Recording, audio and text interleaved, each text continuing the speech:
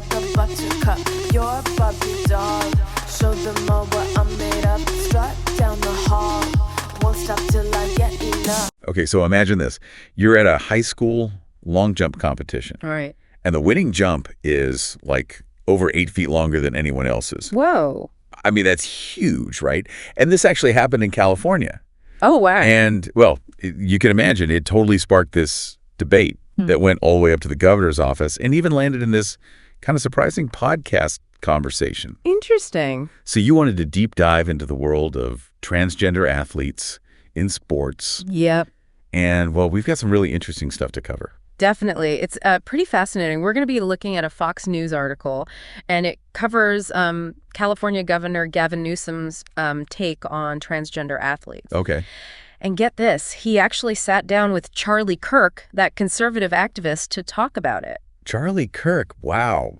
That's a pretty unexpected choice for Newsom, especially for his first podcast guest. I mean, considering, he's known for his strong support of LGBTQ plus rights. Yeah, it really is. I mean, this is the same guy who went against state law to issue those same-sex marriage licenses when he was the mayor of San Francisco. Right, exactly. So to hear him agreeing with Kirk that biological men competing in women's sports is deeply unfair, it's kind of jarring, to say the least. It does make you think, what's going on. It's not a simple thing. The article does highlight that Newsom is still super concerned about the well-being of transgender individuals. Okay. He even mentions, the really tough reality that they face higher rates of suicide, anxiety, and depression. He says, and I quote, "These poor people are more likely to commit suicide, have anxiety and depression, and the way that people talk down to vulnerable communities is an issue that I have a hard time with as well." Wow. Yeah, he's definitely trying to walk a fine line. So it's like he's trying to balance this idea of fairness in competition, right? With the need to protect and support transgender individuals.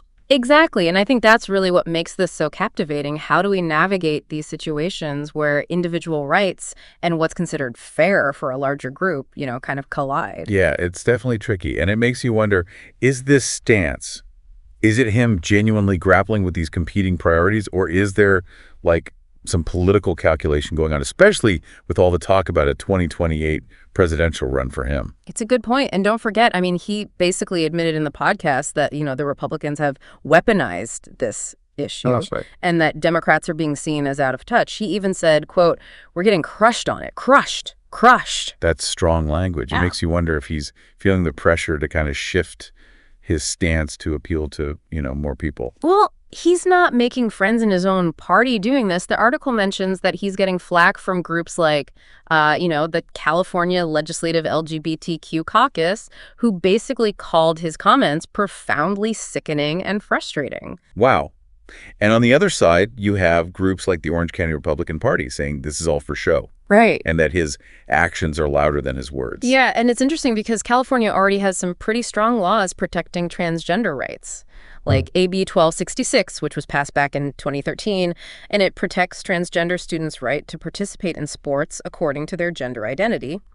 Newsom also signed SB 132, which, allows prison inmates to request housing that aligns with their gender identity. So his actions in California definitely show support for transgender rights. They do. But then his comments on this podcast, it's contradictory. Yeah, a real mixed message. And it does make you think, is he trying to have it both ways? Appealing to those moderates on a national level while keeping his, progressive cred back home. Yeah. But let's zoom out for a sec. This debate is happening everywhere. You've got Senate Democrats blocking a GOP bill that would ban transgender athletes from women's sports in those federally funded schools. Right. And right at the heart of it is Title IX, which, was originally passed in 1972. And it was meant to ensure equal opportunities for women in education, including athletics. But what we're seeing now are different interpretations of that law. Okay. Democrats see any restrictions on transgender athletes as discrimination, Yeah. while Republicans, they focus on the potential for unfair physical advantages. So two sides, same law, different focuses. Exactly. And this isn't just in Congress, it's real life. Over 25 states have already passed laws banning transgender athletes from school sports. And, This was a big deal in the 2024 campaign. Even a Trump campaign ad attacking Kamala Harris's stance on transgender athletes was effective. It's really become a political weapon. It has. So is Newsom's stance genuine or just a calculated move for a potential 2028 presidential run? It's hard to say. I mean, choosing Charlie Kirk, a major figure in that Magier world as his first podcast guest is definitely interesting. Bold move, for sure. It seems like he's actively engaging with the other side. Remember, he's been on Sean Hannity's show, and he debated Ron DeSantis back in 23. So is this bridge building or a strategy? What do you think about this approach? Well, it depends who you ask. He's getting criticism from both sides. The LGBTQ caucus, they think this wasn't a problem until people like Donald Trump started, obsessing about it. They feel all students deserve the benefits of sports and that playing on a team consistent with one's gender hasn't been an issue. And then you have Republicans like Will O'Neill who, thinks Newsom is putting on a show for the podcast. He says the difference between redefining Newsom and his actual policies will become clear. So there's this tension between what he's saying and what he's actually done. Exactly. And that leads to some big questions, like how does this all line up with his past actions? Is this strategic positioning? What are the consequences of his words for him and for the transgender community? And even bigger, how do we define fairness when it comes to something as complex as gender in sports? Right. And it's not just fairness versus inclusion. There's deeper stuff here, ethical considerations. We need to look at this through different lenses, acknowledge the history of gender in sports. And the article even mentions the story of A.B. Hernandez, a transgender athlete who won a long jump competition by a lot. It's a good reminder that this isn't just politics and laws. There are real people who are directly affected by this. Absolutely. And it's easy to get caught up in the political drama, but we can't forget those people. I mean, transgender athletes just want to play the sports they love. And they're stuck in the middle of this cultural war. Exactly. We need to consider the impact of all this on transgender youth who face so many challenges already. All the scrutiny, the questioning of their identities, feeling unwelcome. It's tough. Words have power. We need to have these conversations with sensitivity and respect. This deep dive has really opened up so many questions about fairness, inclusion, and even the very idea of gender. It really has. And this is just the beginning. We've got so much more to unpack. It's interesting how this whole debate about transgender athletes is really making us re-examine, those long-held beliefs about gender and sports. It really is. Like we automatically think of sports as having these super clear-cut categories, all based on biology. But this is like challenging all of that and forcing us to think more deeply about, what it even means to be male or female. Yeah, for sure. For so long, decades, the idea of separating sports by sex just seemed, straightforward. But now we understand gender identity better, the whole spectrum of human experience. It's way more nuanced now. And with that nuance comes a lot of really tough questions. Yeah. How do we ensure fairness while also being inclusive? Where do we even draw the line? Right. Those are the big questions. And the answer is, well, they're not simple at all. Some argue we need to look past physical characteristics, think about things like hormone levels or bone density. Others say that's still discriminatory and that we need to create a truly level playing field no matter the biological differences. It's almost like we're trying to fit a square peg in a round hole.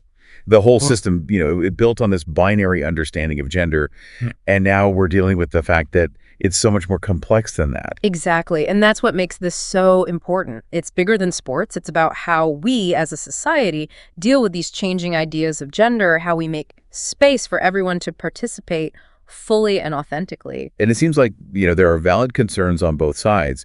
You have people worried about fairness and competition, making sure women's sports continue to thrive. And then you have transgender athletes who just want a chance to compete in a way that aligns with their gender identity. You got it. And that's why it's so crucial to come to this conversation with empathy and a willingness to really listen to different perspectives. And if we actually look into the research, there's actually a lot of data on those athletic performance differences between men and women. But those differences, they can vary a lot depending on the sport and the individual. So it's not just a simple thing to say, all men are stronger or faster than all women. Yeah, it's not that simple. And that's where it gets interesting. You got to factor in things like the specific physiological characteristics and how those might be impacted by hormone therapy or puberty blockers. Like, for example, weightlifting. Upper body strength is huge.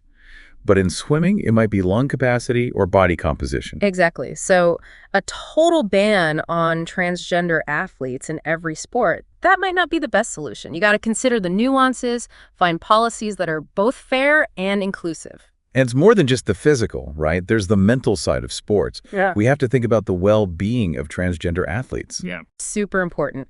Transgender youth already face higher rates of bullying, harassment, mental health issues, and being excluded, facing constant scrutiny about their identity. It just makes things worse. Almost like a self-fulfilling prophecy. Right. So we need to focus on creating a supportive and inclusive environment for all athletes, no matter their gender identity. This is really making me think about the power dynamics. You have a lot of powerful people, mostly cisgender men, making decisions that impact the lives of transgender individuals, many of whom are, young and vulnerable. It's a great observation. It points to that bigger issue of representation. Who gets to speak in these discussions? We need to ensure transgender athletes are part of the conversation, that their views are heard and taken seriously. Definitely. We can't talk about fairness and inclusion without including the people most affected by the policies. I completely agree. And it's more than just listening to stories. It's understanding the barriers and discrimination that transgender people face in everything, not just sports. So way bigger than just the playing field. Wow. Totally. Sports can be a reflection of bigger societal issues. This debate is forcing us to face some uncomfortable truths about how we treat people who are different. We've spent a lot of time on the complexities and the challenges, but what about potential solutions? What are your thoughts? That's a good question, and I think some promising ideas are starting to pop up. Some groups are looking at new categories for transgender athletes or a more nuanced system for figuring out eligibility. Not just rigid categories, but looking at individual situations. Moving away from that binary system and understanding that gender is more fluid? Exactly. It's a mindset shift. We need a more inclusive vision of sports. Makes me think about the Paralympics, how they've shown what athletes with disabilities can do. Maybe we can learn from how they made categories for specific needs and abilities. That's a great point. The Paralympics have done so much for celebrating diversity. We can learn a lot from how they approach inclusivity. This deep dive is really showing how important it is to find solutions that are fair and compassionate, respectful to everyone. Absolutely. It's finding that balance, protecting sports while making sure everyone can participate in a way that feels safe and affirming. Going back to Newsom, I wonder if him talking to Charlie Kirk, despite all the pushback, shows he's trying to find common ground. It might. Even if it's partly political strategy, him putting this issue out there is big. It forces people to look at their own biases, face tough questions, and hopefully, move us towards a future that's more inclusive for everyone. That's a hopeful thought. It feels like a big shift is happening, and these conversations, even when they're messy and uncomfortable, are important for making progress. They are, and it's not just sports. This is part of a much larger conversation about gender identity, equality, and what we value as a society. Well said. This deep dive has given me a lot to think about, and I'm sure our listeners feel the same. We've covered a lot, but before we wrap up, I want to leave our listeners with something to think about.